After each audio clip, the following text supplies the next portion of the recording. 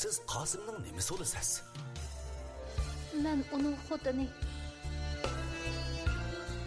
Tom ikki o'rmichichi qaq pachiqaga tushadigan chiroyli joy ekan. Bundan keyin yuzimni qanday ko'tarib yuraman?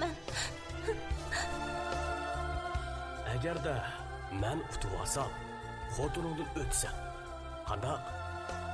Har qaysing bu yerga onangni ergi bagil kelishdingmi? Seyit begi menga ilgichi singlimni opirib so'labdi. Men hargiz bormayman. Xotinimni o'zimga qo'yinchi nima qilib? Unda qilma. Vay shimg'ida va og'zingni bir tepma beka. Hozirga kelgicha Qosim oxundan boshqa arzatiga ko'nglimning peshini tutqizib baxmadim. Bechora nafasdan qopdi.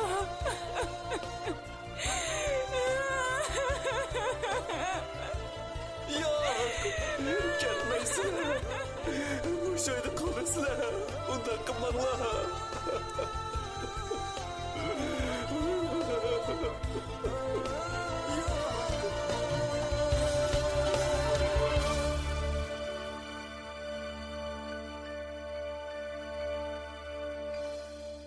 Qemarg'a tikilgan xotin. Oyshem Ismoil Tabassum. 16-qism. Chalvaqimay o'zingizni besvilib, gapimni obdaroq anglab baqmamsiz. Ha ma'qul. Seyitboyning astoydil qilayotgan gapiga ha ma'qul bilan do'qqida tekkan Oyturoq xonim qopoqlarini suzib, xuddi yengida kelgan chog'larda jidalni qandoq boshlaydigan bo'lsa, eli hamma shu yo'sinni pushildab, bo'ynini g'ozdek tutib, ajoyib qo'lashmagan bir holda chiroyini purishtirib o'ltirdi. Beshida xato qilgani uning o'ziga bilinmaydi. Lekin ish o'tganda bo'lsa, shundoq qilmagan bo'lsam, oramiz muncha ola yiroqlab ketmas edi deganni o'ylab yeta oladi. Bugunmi xuddi mushi domsib to'qildoshlari bilan Seyitboyni al qilib, o'z oyog'iga yiqita oladigandak. Mush qattiq gaplar bilan uni oldida tik turg'iza oladigandak erki xinimliqini davomlashtirib atadi. Ko'ngliga pukkan maqsadi uchun yana bir qitim ig'ir bisiq bo'lib beqishni niyat qilgan Seyitboy yanala yumshoq talaffuzda gapini davomlashtirdi. Men bugun urush qilib kirmadim. Shunga mijozingizda o'zal qilmay, gapimni anglab beqing. Sal turib sizga so'zligidek navbat keladi. Meningcha ba'zi gaplarning echilmagani yaxshi. Yepiq qozon yepiq betiq qolsin. Menmo yuzingizga sep yurmay. Sizningmi bu uydagi ham onangizning uydagi bir kishilik hurmatingiz joyida qolsin. Oningga unimay birni desam uni deb chalvoqsingiz. Meningmi sizni ayab o'ltiradigan yo'lim qolmaydi. Seyitboyning ba'zi gaplarning echilmagani yaxshi deb nimani ko'zda tutayotganligini Oyturoq xonim bilanmadi. O Seyitboyning jidaldan qochadiganligini yaxshi bilgachga, bu gap balkim urushib qolmasak yaxshi demakchi bo'lganido deb o'ylab o'tadi. Har ikkimizning shundoqla ikkala oilaning manfaatini ko'zda tutganda, ishlar mo'shinchilik vaqtida ajrashib ketganimiz yaxshi. Menmo sizni bekodilla amrimda tutib turavermay. Sizmi yoshlik bahoringizni bu uyda bekorga o'tkazavermang. Mol-mulkdan nima olaman desangiz mayli. Tirik mol bo'lamdi yoki yer, pul olaman desangizmi, ig'zingizdan chiqqanini beray. Chiroyli kelishib, ondan ajrashib ketayli. Sizmi vaqtida beshingizni o'ngshab, o'zingizga taalluq oilangizni qurib olsangiz bo'ladi emasmi? O chaqda menmi? Bu mumkin emas. Bu uydan o'ligim chiqsa chiqadi-ki, hargiz tirgim chiqmaydi. Necha yildan beri otaqni xotin qilib, mushu uyga kuchga yetib bog'lab qo'ydilar. Endi bo'lganda ajrashiman debla ajrashadigan gapmikan? Ajrish gapini buningdan burunmi o'tirib qo'yib baqqango. Shu chaqda o'zingiz o'nimadingizgo. Seyitboy jil bo'lib qo'lini shiltib ketdi. Oyturoq xonim lekkida o'rnidan turib, Seyitboydan o'ta qo'lini shiltib vaqirdi. Men sizlarga ajrashqili tekmikan. Xotin bo'lib, billa o'tkili tekkan. Bu yillarda sizlar meni xotin o'rnida ko'rdingmi, ha? Evi saqlandi qambarni sağa bergan mehrning 100dan birini berib baxtlarmi deyman. O'zingiz unimidingiz deb qo'ydi ekan texi. Bu uyga kelin bo'lib tortib ketgan arziyatlarim oz emas mening. Yana texi qaysi yuzlar bilan shu gapni qiladilar? Unimg'anliqimmi, sizlarga mehrim borligidan emasmi? Shuncha yildan beri issiqni bir to'shakda o'tkazib boqqan bir kechimiz bormi bizning?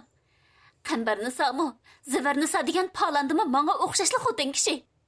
Ajab ularni quchoqlab yota oladi ekanlar. Mening narim ulardan kamkan. Mening narim sizlarga yaramaydi. Undaq sat gap qilmang. Nim degan gap o saqlandi, palandi degan, ha? Har ikkisi mush uyning a'zosi, mening ayollarim. Asli ular bilan chiqishib o'tish, bilmaganlarini o'gitib, ochilik qilish yo'lingiz bor sizning. Narim kam, narim yaramaydi deganni qo'yib, mijozingizni bir tuzab baqsangiz. Odam bir chiroyli gap qilib olsa, yalto'pda qonqimay, jimi o'ltirib anglab, astoydil fikr bildirib baqsangiz nim bo'ladi, ha? Seyitboy shularni davitib, ochiqda o'rnidan turib ketdi. Oytura xonim hech gapdan qoladigandek emas edi. Qurib ketsin undaq chiroyli gaplar.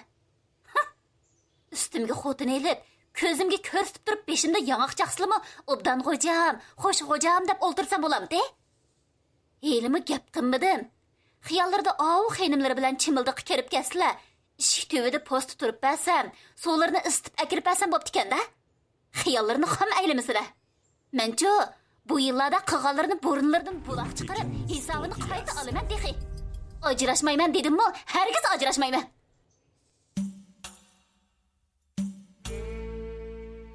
Seyitboy endi hammani tushundi. Oytura xonimning yillardan beri ajrashqili unamay, yo mijozni o'zgartib o'zi bilan chiroyli o'tmay, mushu uyda turib, mushu uyning oshnini yeb, mushu oilaning kelini bo'lib, yana mushu oilaning egisining nomdagi bo'simi xotini bo'lib turg'liq.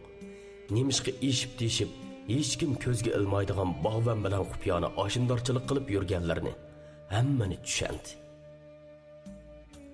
Uning munchavala adovat qattiqligi, hech kimga foydasi tegmaydigan sat bir usulda o'ch elishi Seyitboyning idisidan o'tmadi. Chiqishib o'tamasligi Seyitboydan o'ta Oytura xonimning o'sal mijozi sababli tursa, nemishqa hammani Seyitboydan ko'rib, o'zi oqbola ham bo'lib oladi. Bu turqida o sat ishlarni yuziga selishning yana nima foydasi? Seyitboy ruhi tushgan holda Oytura xonimning o'jirisidan yenib chiqdi. Keyingi qadamda bu ishni ikkinchi xil usulni ishga silib hal qilmoqdan boshqa chora qolmagan edi. Mehransa xonim shu kuni kechdan keyin Namancho'liqqa alohida ko'z quloq bo'lishga boshladi. Eriga uqtirmay uning kayniga odam selib qo'yib, Namancho'liqning nagi berib, nada turgan, kimlar bilan ko'rishib, nimalarni deyishgan. Bağın yerde qanchalik turganidan tortib, tas qoldi og'in qadamlarigacha sanatib olg'ili. Uning xiyolicha bo'lganda, erining tanavini tortib, bağın kelganlarning hisobini ep turmaganida, Seyitboyning oilasidagilar Gulxinim deb otib olgan heliqi Zivarniso degan tulkijin erini ozdirib ketidigandek edi. Mehranso xonim Zivarniso haqidagi baharliq gaplarni taloparanglardan anglab olgan bo'lib, so'zlab bergüçüle Zivarnisoni onunğa ilgari Qosim Polko'zning amrida turib, Seyitboy utvilib uyga elib ketsa g'ing qilmay shuningga xotin bo'layvergan. Qosim Polko'zning kesal qiynonisining kichik bolasining qandoq bo'lishi bilan kori bo'lmagan. Er kishi bo'lsa po'sh demaydigan. Yo'ldan chiqib ketgan to'lima hayosiz qilib supatlab bergan bo'g'achqa Mehranso xonimga nisbatan Zivarniso to'g'riliq qilchimi yaxshi ta'sirot yo'q edi. Yani kelib tunji qitimliq ko'rishda eri Namancho'liq Zivarnisodan ko'zini uzanmay qag'achqa, bunimi Zivarnisodan ko'rib, onunga hasilab o'ch bo'lib ketdi. Yaxshi gap bo'sog'i otlig'icha yomon gap davon eshibdi degandek, ayni chog'da Namancho'liqning Qosim Polko'zni majburlab, Zivarnisoni qimarga tikkizib qutuvilish plani, o'jisi Namancho'liqdan qattiq tayoq yeb, dili ranjigan Osmon ko'si orqali Mehranso xonimning qo'lqiga yetib bo'lgan bo'g'achqa. Bu ishmi uni Zivarnisoga o'shmanlik qilishga yetib ochdi. Shundoq qilib Namancho'liq tosh sanab bo'g'icha Mehranso xonim qum sanab turib elib, uning Seyitboy oilasiga yaqinlashish qadamini to'sib qo'ydi. Seyitboy to'g'riliq gap chiqsa orom bermay urushib, o'zining namancho'liqni deb bayoşat turmushida voz kechib, endi bo'lganda qolgan kunining mushi bo'layotganligini pash qilib yig'lab, olamni ma'lum qildi. Shuning bilan namancho'liq bu ishning kanadagi ishlarni, o'zining iziga tushayotgan odamlarni bayqab qilib, Mehrin Soxinimni qo'rqitib, xetingni berib yurting yo'lga sep qo'yman deb tahdid silib, o'zidan beso'roq tinammoqda holga keltirib qo'ydi. Ochiqqa chidamagan Mehrin Soxinim bo'lsa, namancho'liqning ko'z oldida livani tishlab, qonitib turib ahd qildi. Agar ustimga kichik xotin oladigan bo'lsam, jinim ketadigan ish bo'lsa-mi tikib turib seni oqti qilib yetaman. Bu gapning mukofotiga namancho'liq Mehrin Soxinimni bakli qattiq urvatdi. Dili og'rigan, tini zidilangan Mehrin Soxinimning aqida g'unchillari to'zidi. Yillardan beri namancho'liq uchun sarf qilgan mehr muhabbatiga, yurak qiyniga, uni deb chekkan jafolarga esitdi va necha kun qo'pmay yig'lab, bir teri bir ustixon bo'lib ketdi.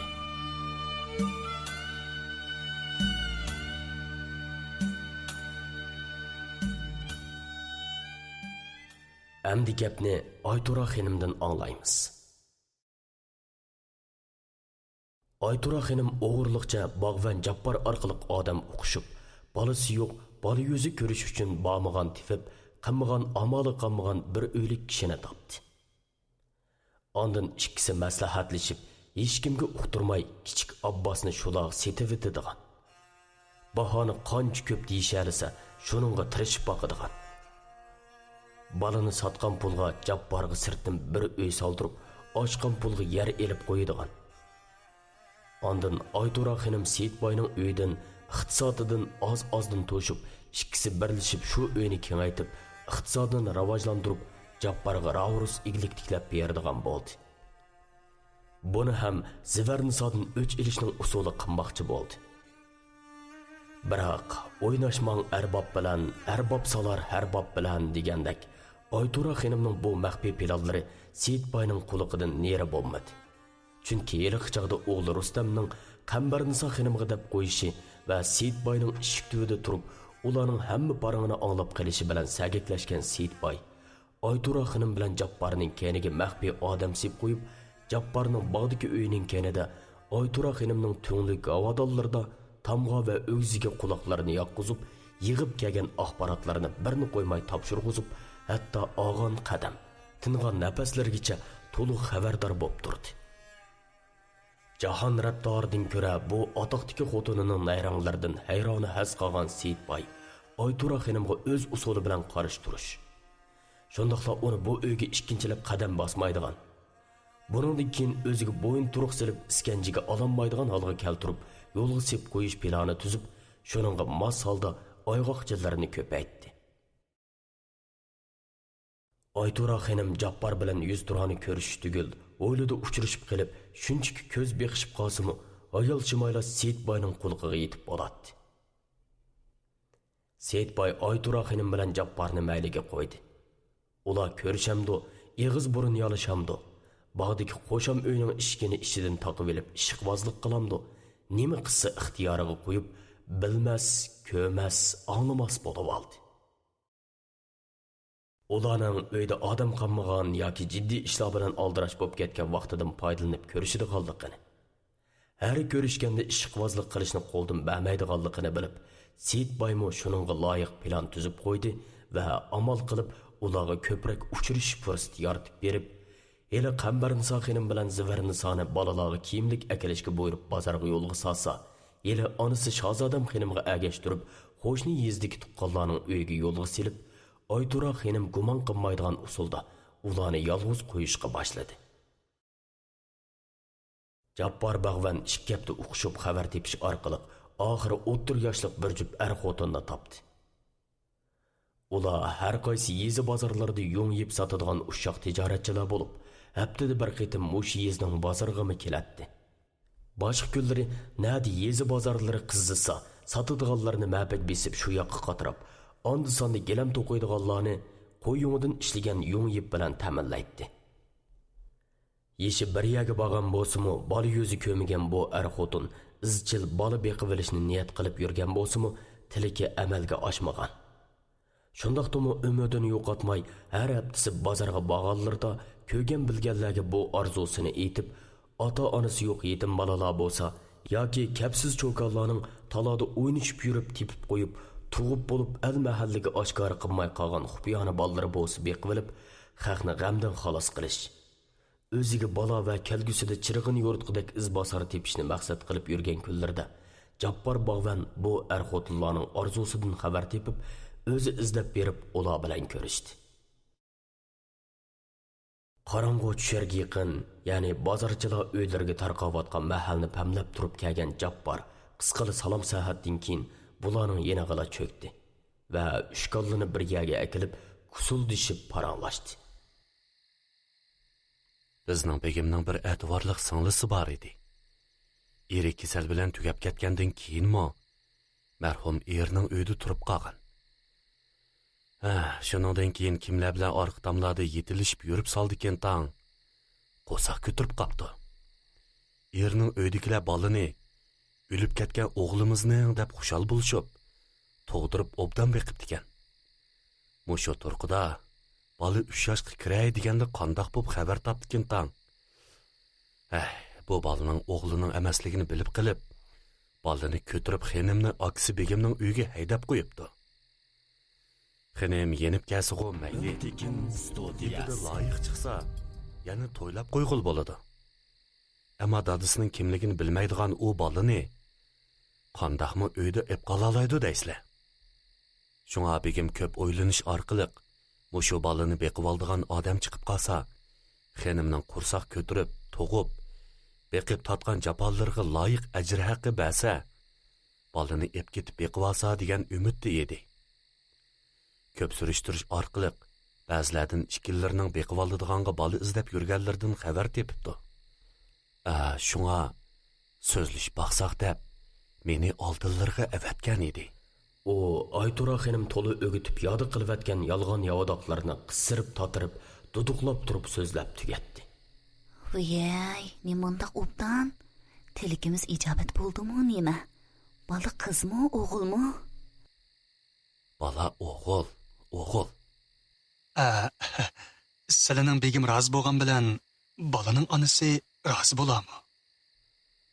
Onasi rozi bo'lmasa, umrvoyat agi teganmay, shu bolani qo'ltiqlab o'ltirib qoladigan ish chiqadi. Qandaq bir er kishi taladan bola tepib, uyga akirib tug'ib yurgan, ya'ni yo'ldan chiqqan buzu xotinni amirga elishni xohlaydi deylar. Qo'shilmasmi amal yo'q. Begim har nima qilib qo'shildirdi. Al-mahalla bu ishni bilib ketgicha, bolani uydan yiroq qilsaq texi bo'lmaydi. Shun tezroq tutish qilsaq bo'ladi. Jabbor jiddiylashib qo'rqib tursa-mu, Aytura xonimning zo'ri bilan yolg'onlarini davomlashtirdi. Yepchi er ayol bo'lsa orzusiga yarasha bola tepilganidan xush bo'lib, Jabborning jiddiylashib, tarlab, totirib ketganidan-mu qilchi g'ayrilik his qilmadi. Uchaylan shu tariqada kusurlashib maslahatni pushirdi. Jabbor hozirli bo'lani boshlab Seyitboyning qo'riqiga opirdigan. Ikkisi qo'riqi yaqiyada daldinib saqlab turdigan. Ko'z bog'langandan keyin bolani elib chiqib berdigan va onasining ajr haqqi uchun 2000 tanga pul berdiganga kelishdi.